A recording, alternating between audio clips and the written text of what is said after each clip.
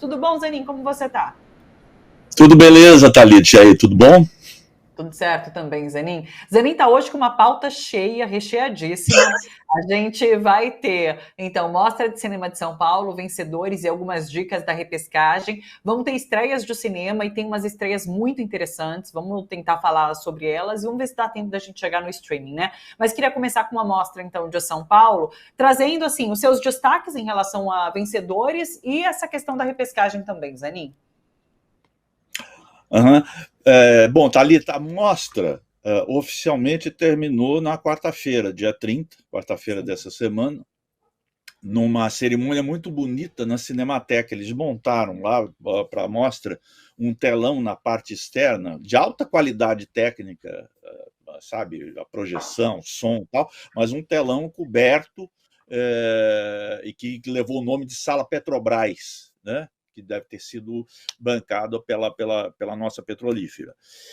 E o encerramento foi lá a cerimônia de premiação, e aí nós tivemos um momento de muita emoção, que foi a chegada do Francis Ford Coppola, Sim. né, o grande diretor Francis Ford Coppola, que foi receber o troféu que lhe foi otorgado, que é o troféu, que é o prêmio Leon Kakoff, que leva o nome do fundador, do criador da Mostra de Cinema de São Paulo, que já não está entre nós, mas é lembrado a cada ano, sempre que a mostra acontece, o quanto que nós devemos a ele como criador e incentivador da mostra durante muitos e muitos anos, que hoje é comandada pela sua viúva, a Renata de Almeida. Brilhantemente também, mantém o nível da mostra, expandiu a mostra esse ano foi gigantesca, teve 400 e alguns falam 415, outros falam 417 filmes. Para mim a diferença entre 415 e 417 é mínima, porque é impossível a gente ver sequer 10% disso aí, que foi mais ou menos o que eu vi. Eu vi assim uns 50 e poucos filmes e vou ver mais alguns na tal repescagem. Então a gente já dá a parte informativa, que é essa tradição da mostra da repescagem. A mostra termina, mas alguns filmes que foram bem votados pelo público tem uma repetição, tem uma sessão extra, né, para que o público possa ver essas obras aí que tiveram destaque ao longo do festival. Esse ano vai ser em 2 cinemas a repescagem, vai ser no Cine Sátiros Biju, lá na Praça Roosevelt, e no tradicional Cine Sesc, na Rua Augusta. Os horários, eu coloquei até um link aqui, deixa eu ver se eu acho aqui, da programação, está aí, 48.mostra.org, Jornal da Mostra, repescagem 48 Mostra. Esse link meio cheio, meio sopa de letrinhas, mas o bom é que ele entra direto nesse verbete, vamos dizer assim, do site da Mostra, que traz todos os filmes, todos os horários, as sinopses. Às vezes as pessoas se interessam pelo filme por aquilo que o filme trata, e tem alguns filmes bem interessantes, alguns dos quais, inclusive, que receberam prêmios, né? Por exemplo, eu não vou dar a premiação completa, assim, porque tomaria muito tempo, mas o filme que foi agraciado com o troféu de melhor documentário brasileiro é um filme chamado Três Obás de Xangô, do Sérgio Machado, que é um filme lindo, lindo, lindo, lindo, lindo. Quem são os Três Obás de Xangô? Né? São 3 baianos maravilhosos: Dorival Caymmi, Jorge Amado e um baiano honorário, que é o Caribe, que é um grande pintor, que nasceu na Argentina, foi para a Bahia e nunca mais saiu da Bahia. Passou o resto da vida da Bahia e fez da Bahia, dos tipos populares da Bahia, o objeto das suas pinturas, das suas obras em geral. São 3 homens que amaram a Bahia, talentosíssimos, deixaram obras fabulosas, um na música, outro na literatura, outro na pintura. Eram 3 amigos, né? Amigos inseparáveis, muito vinculados ao candomblé, né? Por isso que eles são os 3 obás de Xangô, né? Muito vinculados ao candomblé e ao povo humilde e criativo da Bahia, da Salvador da época deles. É um filme maravilhoso, principalmente, Thalita, quando a gente está muito preocupado com o Brasil, das coisas que o Brasil, às vezes, tem de pesado para a gente nesse Brasil atual, né? Apesar da gente estar no governo Lula, tem essa extrema-direita se fortificando, essa gente chegando assim com uma visão totalmente destrutiva e negativa da sociedade e, infelizmente, numericamente muito expressiva. Então, eu saí, eu falei para um amigo depois da sessão, falei, puxa, que legal que é esse país, o Brasil, eu fiquei morrendo de saudade desse país. Eu amigo cresci, pena que ele está longe demais, é difícil para ele.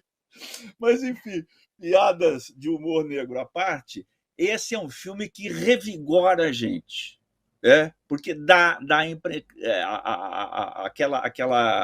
aquela impressão de que se nós fomos assim um dia, quem Sim. sabe alguma coisa disso restou e que possa nos servir de inspiração para um futuro menos desastroso que o nosso atual presente, com crise climática e toda essa extrema-direita aí se expressando negativamente, com essa agressividade social que se criou no país, que contrasta absurdamente com aquilo que a gente vê nesse filme. A beleza da arte, a gentileza no trato entre as pessoas, o amor entre as gentes, né? A alegria, aquele humor refinado, aquela ironia refinada, não o humor grosseiro, tudo isso que fazia uma característica muito própria do nosso país, que encontra nesses caras uma expressão elevadíssima, está nesse filme. Então serve como remédio para a gente, um pouco de nostalgia para quem viveu esse tempo, mas talvez como uma luzinha apontando para um futuro melhor. Eu recomendo esse filme demais. Eu não sei se dá para pegar ainda na repescagem, mas ele vai entrar em cartaz e a gente vai voltar a falar sobre ele aqui. Mas fiquem de olho nesse filme, que é muito legal. O outro filme que foi premiado, esse foi o prêmio do público, foi o Ainda Estou Aqui, do Walter Salles, que entra semana que vem, dia 7. É aquele filme que nós já comentamos, assim, uma beleza de filme, está disputando uma vaga no Oscar pelo Brasil, né? E é a história contada pelo Marcelo Rubens Paiva, o romancista, escritor Marcelo Rubens Paiva, sobre a sua mãe, que ficou viúva do ex-deputado Rubens, que foi assassinado pela repressão durante a ditadura. Esse é um outro aspecto do Brasil, um filme muito sensível, muito bonito, muito bem feito, com uma interpretação magistral da Fernanda Torres. Esse não está na repescagem, mas vocês não precisam esperar muito tempo, porque ele vai estrear agora na semana que vem, então, no dia 7. Tá? Eu queria te ouvir sobre esse documentário sobre a Palestina, o No Other Land. Esse é um documentário assim, olha, Thalita, eu ouço sempre os programas aí, eu ouço os comentários políticos, de política internacional, de geopolítica e tudo mais, e a Palestina volta a ser um tema recorrente pela situação atual, essa guerra criminosa de Netanyahu sobre esse genocídio sobre o povo palestino, e a gente fica ouvindo, e esse é um filme muito especial sobre isso. São 2 diretores, são 2 jovens, um palestino, outro israelense, mas um israelense com consciência daquilo que está acontecendo, que se tornam amigos e registram todas as atrocidades que são cometidas num determinado lugar na Palestina, e que, a pretexto de que vocês estão vendo aí a destruição de uma casa, eles entram com retroescavadeira lá para destruir a casa, para expulsar os moradores são expulsos das suas casas muitas vezes precárias, e vão morar em cavernas, porque não tem outro abrigo, tiros, assassinato, um rapaz que fica tetraplégico numa das manifestações contra a presença de soldados israelenses, e o pretexto, como eu estava falando, é que aquilo seria um campo de treinamento para o exército, então aquela população teria que ser desalojada, né? E o filme mostra a dúvida entre os moradores que estão lá ancestralmente, né? Os pais tiveram, os avós estiveram lá, eles continuam lá, e eles amam aquele pedaço de terra desolado, um pedaço de terra em guerra, em disputa, né? Em disputa muito injusta, porque um entra com tanque, entra com armamento pesado, com escavadeira para derrubar a casa, e o outro tem pau e pedra para se defender. Sim. Né? E numa dessas manifestações, existe a reflexão deles. O que nós vamos fazer? Vamos embora? Muita gente vai embora porque não aguenta aquela situação, né? E teme pelos filhos, teme pelos maridos, e vão embora dali. São refugiados, que se tornam refugiados.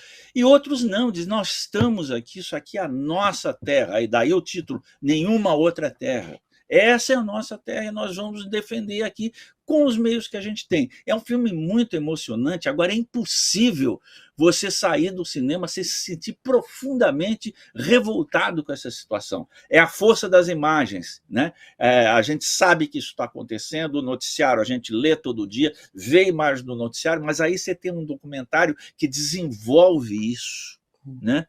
E nos mostra de uma maneira muito crua, às vezes, tudo o que está acontecendo ali. Então, é um filme assim que tem que ser visto pelas pessoas que quiserem formar uma opinião mesmo sobre o que está acontecendo naquele pedaço de Oriente Médio.